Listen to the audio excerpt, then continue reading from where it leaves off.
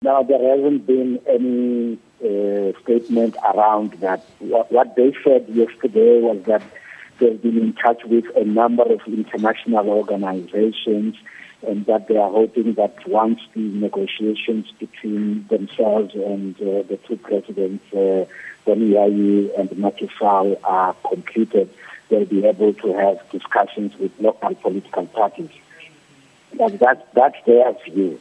The political parties that they are talking about have had their own meeting with civil society organizations here in Ouagadougou, and they have put themselves on the side of the civilian transition and have called on Diendere to step down and hand over power to the people that he deposed on Wednesday.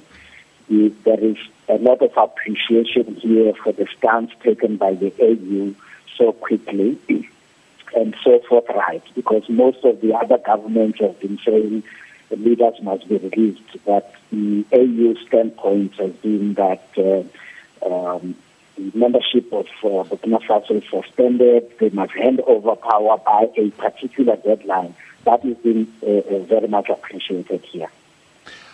But what is the situation where you are and in other parts of the country? Are there any protests that are still continuing as we speak?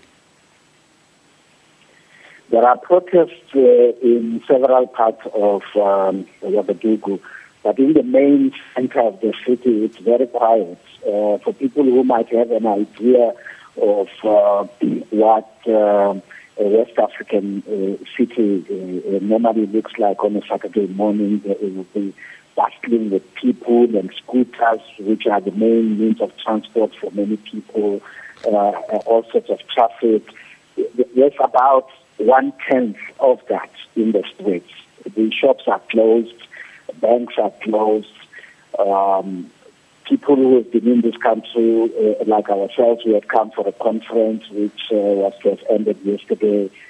Most of us are stuck here because we flew in on Ethiopian, and when the borders were closed, Ethiopians stopped flying into the country and can only resume flights on Monday. So there are a number of people who are stranded in the country.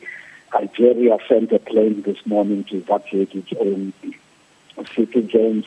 The South African embassy here says there are about 70 South Africans who have been in touch with the embassy expressing anxiety. But overall, it's quiet. It's not as if anyone is in imminent danger as we speak now.